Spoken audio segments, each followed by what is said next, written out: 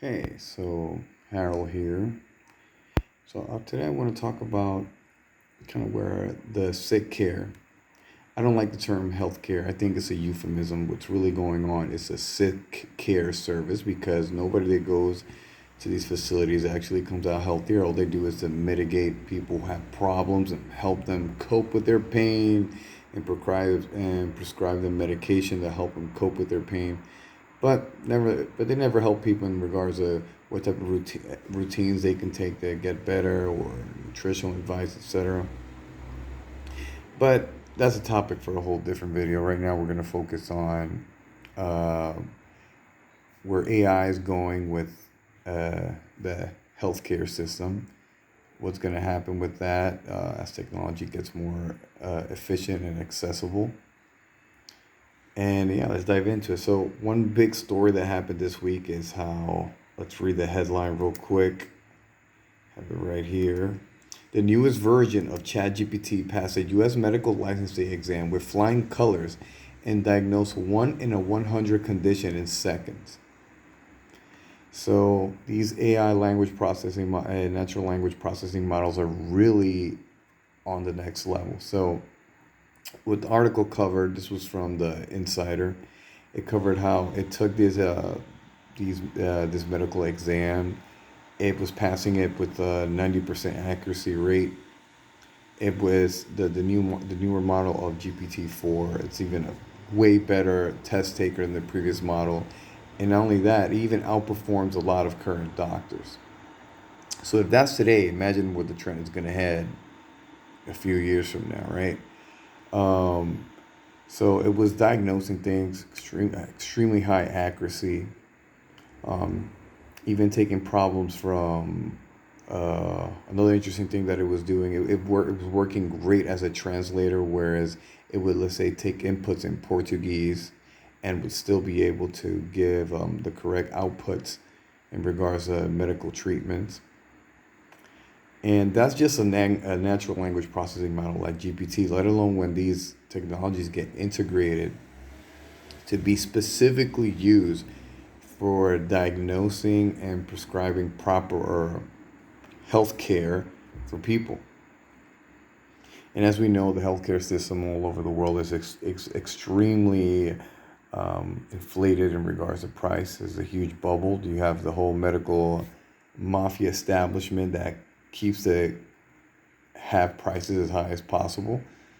Um, One thing that Milton Friedman said is he was even talking about specifically when it comes to the barriers of entry in regards to the medical field. It's like, why do these medical unions are the way they are?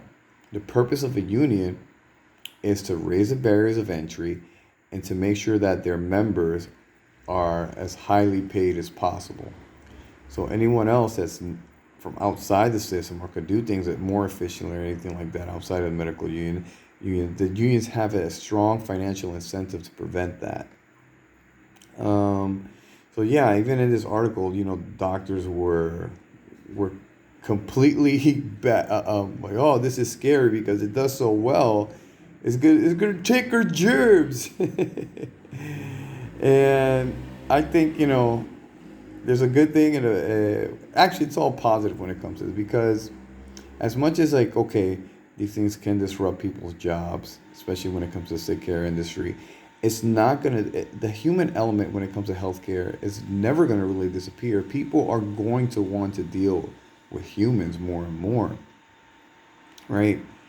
But it's like all the heavy lifting is going to be able to, the machines are going to be able to take care of it. And then the time that you actually spent with a human who empathizes with you, who understands you, is going to be a lot better and a lot more efficient. Instead of people spending hours and hours and hours, all this time in an emergency room and a waiting room, now they're probably, they're going to be able to go see a physician, a health professional, and just wait minutes in one of these facilities and be able to talk to them. I get even uncomfortable saying the word hospital. To me, it's all a racket. um, yeah, and that's kind of where I want to segue into Baymax, the Disney movie, Big Hero 6. Um, Not to give any spoilers of the movie, it's an older film. But Baymax is this bot that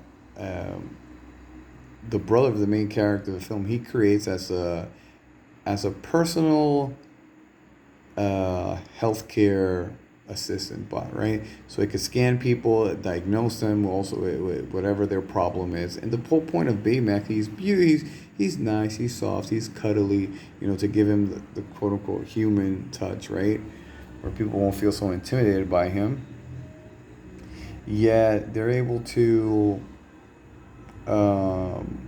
he's a medical assistant, and he could prescribe, not only physical things but nutrition, what's dealing with psychological issues, emotional issues, etc. So it's meant to be this complete healthcare product in the form of a bot, of an AI bot. And when I saw this film the first time, it just blew my mind away. It's like, this is gonna change everything once it takes over. And the trend of technology is that it becomes more accessible and cheaper, and as the technology comes out, it becomes cheaper, it disrupts everything. And imagine when you have a bot like Baymax, you have it in your home, like he's a cell phone. Hey, what's my problem? What do I need to do? What exercise do I need to do? Who should I spend time with? All of that, as cheap as your phone, if not cheaper, because these things are going to get more efficient, and more accessible for people.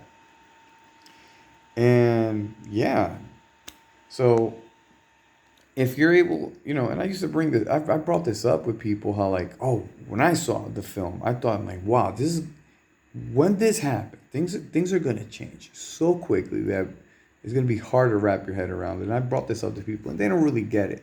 But now that we have tools like ChatGPT, and it's doing things like this, and progress, at the rate artificial intelligence is progressing, it's exponential. It keeps getting faster, and it's just so impressive.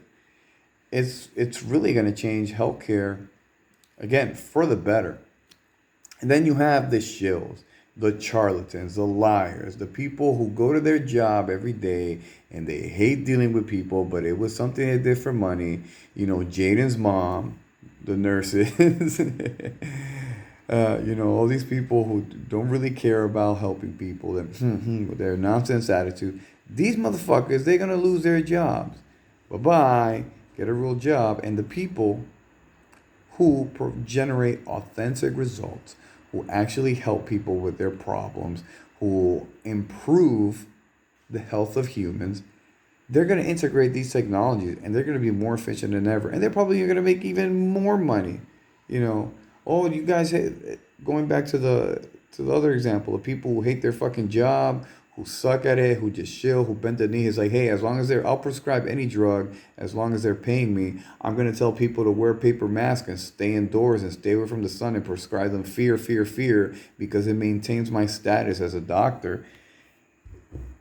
They're going to lose their jobs. And it's a great thing, right? So, like these politicians, these old people, they don't fucking get it. They can't wrap their heads around how quick technology is changing. The special interest groups or the medical unions that I kind of mentioned earlier, they're going to try to fight it, but they can't, because once these things start seeping out, it's just the free market. And what I mean about the free market is individuals making voluntary choices for themselves. They're really going to just take over. And what I mean about take over is just, you can't stop the progress. You can't stop progress, right? So yeah, I think it's a great thing. So just to sum up, again, the key points: AI tech really taking over. All sorts of industries are going to be disrupted. If we're talking about this topic, the sick care industry will be uprooted, and it will actually be a healthcare industry where humans, professionals who have integrated the new technology and are able to provide the service faster, more efficiently, at a lower cost to other humans, and generate quality results, they're going to excel in the future that's coming. You've heard my perspective on this. These people who are going to get uprooted, they deserve to lose their jobs. If 2020 proves something, that these people are useless, they're charlatans, they don't care about your health. They just want to make money. They want to get paid. They want to make you addicted to drugs. They're using fear. They're using psychological manipulation and anything because, they need to pay off their college loans. They need to pay off their debt. They are the higher people society. As in the Dominican Republic, it's like, wait, I need to be the top guy. And I need to keep you jumping through the 20-year hoop because I did the 20-year hoop. That's going to wrap up. So I hope you guys find value in this. I encourage you guys to share your thoughts and opinions on the topic and tell me what you think about where the healthcare industry is going. All right, thank you for watching. Peace.